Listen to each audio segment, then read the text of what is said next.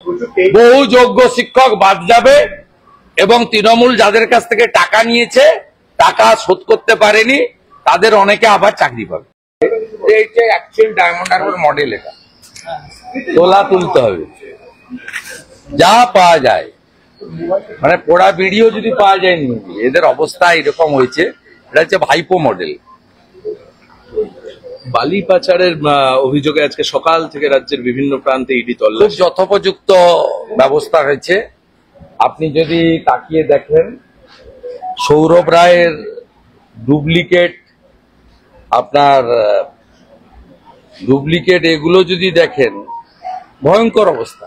Duplicate চালান দিয়ে বালি পাচার, এবং এই সৌরভ রায়ের এদের সঙ্গে কমপ্লিটলি ভাইপোর নেক্সাস রয়েছে। এবং সৌরভ রায় যেভাবে এখন বর্ষাকালে পুরো পশ্চিম মেদিনীপুর থেকে জঙ্গলমহলে, ঝাড়গ্রাম থেকে বিস্তীর্ণ এলাকায় বাঁধগুলো পর্যন্ত কেটে বেচে দিচ্ছে। ও এ শুধু নয়, পুরো যে বালি সিন্ডিকেট, সে আউস গ্রামের লালন হতে পারে, পাণ্ডবেশ্বরের গৌতম ঘোষ হতে পারে, সিউড়ির জাকির হতে পারে, সঞ্জীব পাটোয়ারি হতে পারে। এ বড় স্ক্যাম, এবং সরকারের কাছে 20 টাকা রেভিনিউ আসছে, 80 টাকা রেভিনিউ এদের মাধ্যমে এরা সহ পুলিশ সহ ভাইপোর কাছে চলে যাচ্ছে। এবং পশ্চিম মেদিনীপুর, ঝাড়গ্রামের এসপিরা এই সৌরভের নেক্সাসের সঙ্গে ডাইরেক্টলি ইনভলভ।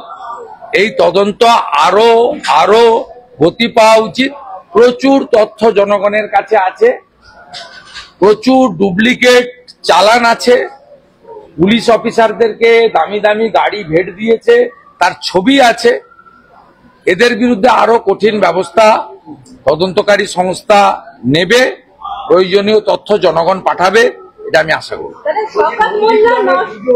না, আমি আপনাকে বলি, বিষয়টা আমাদের স্থানীয় লোকজন দেখছে, কিন্তু এটা জঙ্গলমহলে এই বর্ষা বা যেখানে বন্যা টন্যার সময় ব্যাপকভাবে হচ্ছে। এবং কয়লা সিবিআই বন্ধ করার পরে আবার চালু করার চেষ্টা হচ্ছে রানীগঞ্জে, আবার যেটা বন্ধ ছিল আবার প্রস্তুতি চলছে, তাতে ভয়ঙ্কর ভাবে। এবং লালগড়ের আইসি এই সৌরভ রায়ের জন্য পুরো একটা গ্রামকে জেল খাটিয়েছে। আপনি চলুন লালগড়ে, আমরা তো এমএলএ টিম, আমরা অভিযান নামবো এবং গ্রামকে গ্রাম আমরা যাব।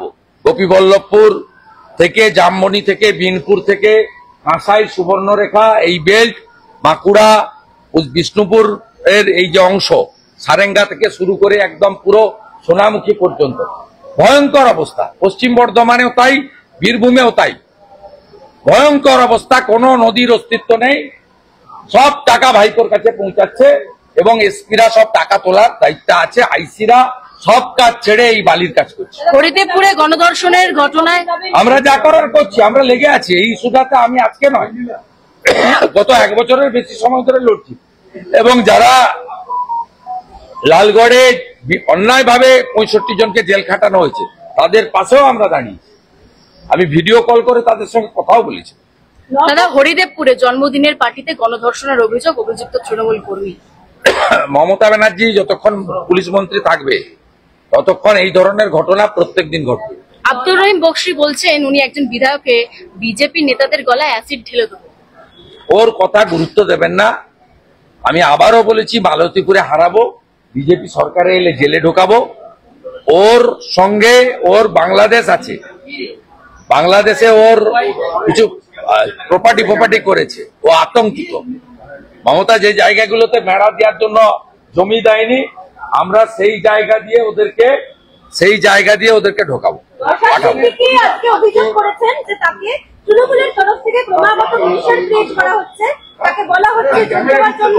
এবং আবারও শওকত মোল্লা, নওশাদ ভাঙন নিয়ে একটা পলিটিক্স, এবং শওকত মোল্লা বলছে আব্বাস সিদ্দিকী, কাসেম সিদ্দিকী গোটা ফুটফুরা আসে, তাকে টাকা দিয়েছে। আমি শওকত মোল্লাদের মতো গুন্ডাদের কথার উত্তর দেবো না। নওশাদ ভাই এগুলোর মধ্য দিয়ে কি বলতে চাইছেন তিনিই জানেন। তিনি কি মমতা ব্যানার্জির সঙ্গে যখন নবান্নতে দেখা করেছিলেন, তখন কি তিনি এই বিষয়ে কোনো কথা বলেছেন? এটা আজ অব্দি আমরা জানতে পারিনি। নওশাদ ভাইকে এটা ক্লিয়ার করতে হবে, এক নম্বর। দ্বিতীয় হচ্ছে, নওশাদ ভাই গত লোকসভা ভোটে ডায়মন্ড হারবারে দাঁড়াবো বলে কোন অজ্ঞাত কারণে মাঠটা ছেড়ে দিলেন ভাইপোকে, এটাও জনগণ জানতে চান। তৃতীয়ত হচ্ছে, নওশাদ ভাই কি এখন থেকে ভোটের 6 মাস আগে এই কথাগুলো বলতে শুরু করলেন যাতে তিনি জানুয়ারি ফেব্রুয়ারি মাসে মমতার সঙ্গে গিয়ে বলবেন যে আমি চাপ নিতে পারলাম না, তাই আমাকে যেতে হলো। আচ্ছা, বলছি রাকেশ সিং এর পরিবার আজকে আদালতে গেছে, বলেছে আমাদের উপর ভয়ঙ্কর অত্যাচার হচ্ছে, তার পরিবারের সদস্য। সঠিকভাবে গেছে। শুধু রাকেশ সিং এর পরিবার নয়, চণ্ডীপুরে একটা সম্প্রদায়ের লোক ঢুকে পুলিশের সামনে একজন হিন্দুত্ববাদী যুবককে থানার মধ্যে মেরেছে। তার পরিবারও থানাতে হাইকোর্টে এসছে রিট করার জন্য। রবীন্দ্রনাথ ঠাকুরের ছবি পুড়িয়ে দিল তৃণমূল। আপনারা 3:30টায় আসুন ICCR এ। আমরা বিশ্বকবি রবীন্দ্রনাথ ঠাকুরকে মাল্যার্পণ করে ওখানে একটা কর্মসূচি নিয়েছি, আমি থাকি। এখন তদন্তরা আসছে যে এই অফিসার যে বারবার ময়না তদন্ত তিনি করেছেন, যে চিকিৎসককে ফোন করেছেন, বিষয়টাকে ধামাচাপা মানে নানা রকম ভাবে করেছেন। IO, OC এবং SDPO দিবাকর দাস এই 3 জন প্রেসার করে লিখিয়েছে তমলুক তাম্রলিপ্ত মেডিকেল কলেজের পোস্টমর্টমের ডাক্তার। এই কথাটা আমি আজকে 2 মাস ধরে কন্টিনিউয়াস বলে আসছি। আপনাদেরই কেউ কোনো চ্যানেল তৃণমূলের লোকদের দিয়ে বলাচ্ছে আমি একটা অপঘাতে মৃত্যুকে হত্যা বলে চালাচ্ছি, রাজনীতি করছি। আজকে এটা প্রমাণ হয়ে গেল। বিরোধী দলনেতা যেই থাকুক না কেন এই পোস্টার গুরুত্ব রয়েছে। আমি যা বলি খোঁজ খবর দায়িত্ব নিয়ে বলি। আমি দাবি করব কোর্ট মনিটরিং সেন্ট্রাল এজেন্সিকে দেওয়া দরকার এবং তাম্রলিপ্ত মেডিকেল কলেজের যে ডাক্তার পোস্টমর্টম করেছে, ভুল করেছে, তাকে কাস্টডিতে নিয়ে পুলিশের কার আর তৃণমূলের কার চাপে মার্ডারকে অ্যাক্সিডেন্ট বলে লিখেছেন তার সামনে আসা দরকার। এটা ভয়ঙ্কর, এটা মানবাধিকার লঙ্ঘন এবং বিএনএস কে বুড়ো আঙুল দেখানো। এই জিনিস বাংলাতে বরদাস্ত করা উচিত। প্রহসন এই পরীক্ষা শিক্ষকদের প্রশ্ন নয়। এই পরীক্ষায় ওরা সবাইকে পাস করাতে চায়।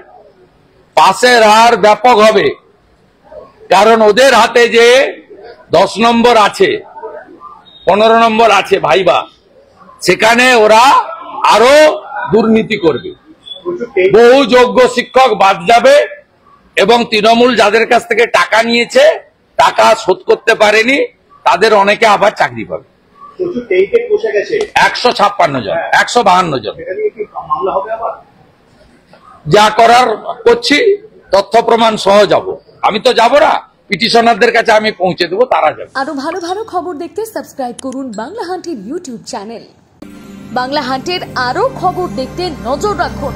বাংলা খবর মানেই বাংলা হান্ট।